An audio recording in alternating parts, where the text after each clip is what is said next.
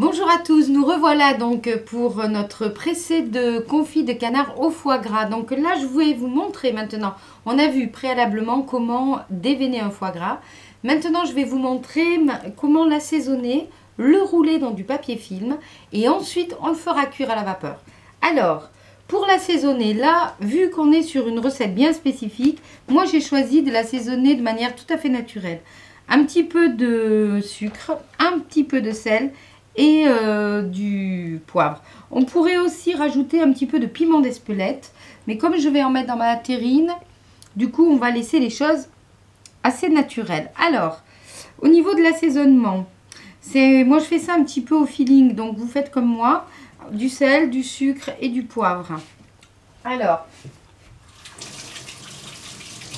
hop. Alors, du sel, une belle pincée, donc il faut qu'on voit le sel sur chaque lobe de foie gras. On va mettre un petit peu de sucre, une petite pincée de sucre sur chacun. Et du poivre. Alors, le poivre, c'est pareil. C'est une pincée de poivre, vous le voyez, hein. On en met suffisamment pour que ça ait du goût, mais vous savez que de toute façon, dans l'assiette, on va réassaisonner.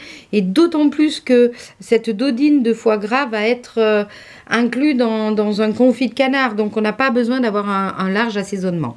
En revanche, si vous faisiez ça pour manger votre terrine de foie gras, à ce moment-là, vous pouvez choisir de mettre un petit peu d'alcool, type cognac ou du Porto, tout simplement. Donc là, vous allez en mettre une cuillère à café.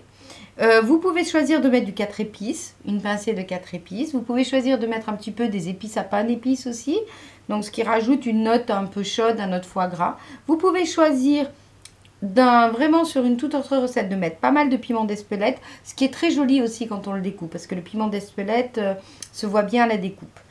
Voilà, donc je vous ai à peu près tout dit sur l'assaisonnement. Maintenant, on va passer à l'emballage de notre foie et comment on va le faire cuire.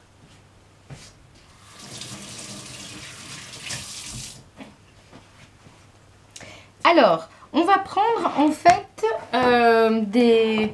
du papier film. Donc, papier film qui va supporter une cuisson à la vapeur sans problème. Donc, c'est parti. Donc, je vous montre pour une dodine. Et moi, avec ce foie gras-là, je pense que je vais en faire à peu près 3. Alors, une dodine, on va faire... Pourquoi une dodine? Ça ressemble à un petit boudin blanc, vous allez voir. Si vous voulez faire quelque chose de plus important, vous pouvez tout à fait faire... 2 dodines avec un foie et ça vous fait un petit peu la forme d'un foie gras au torchon. Donc après vous coupez les tranches, c'est magnifique. Moi c'est vraiment une technique que j'aime beaucoup en cuisson, en foie gras. Alors là je vais peser en gros 150 grammes. 150 grammes de foie pour la première dodine. Donc là on est à 160, j'en enlève un petit peu. 147, c'est parfait. Alors, je pose mon foie au milieu et je lui donne déjà une petite forme, une forme de boudin. Voilà. Ensuite, je vais rouler tout ça. Regardez bien. Je serre. Je tourne. On met une belle épaisseur, hein. Donc là, je le tape et je le roule en tenant bien les extrémités. Voilà. Et voilà. Donc là, je roule bien. Hop, hop, hop. Je rabats comme ça. Et je réserve de côté. Donc, vous voyez, ça nous fait un petit boudin qui va cuire à la vapeur à peu près 4 minutes.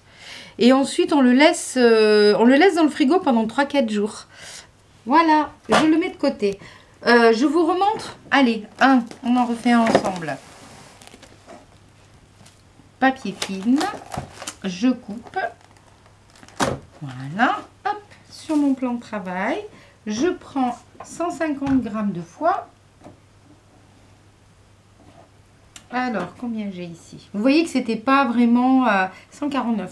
C'était pas vraiment la peine d'avoir, enfin, au niveau de cette recette, on ne s'attend pas à avoir un foie gras parfaitement déveiné, sans que ça parte dans tous les sens, hein. Vous pouvez tout à fait avoir quelque chose d'un petit peu abîmé. Alors, hop, je vous remontre. On resserre bien. On roule comme ça, comme ça. Je vais taper pour chasser l'air. Je reviens sur les bords et je roule comme ça. Ce qui va donner en fait bien la forme à notre dodine. Et je replie de chaque côté. Et je pose à côté. Voilà. Donc on se retrouve tout à l'heure. Je vais finir mes dodines. On se retrouve et je vous montre pour la cuisson. À tout de suite.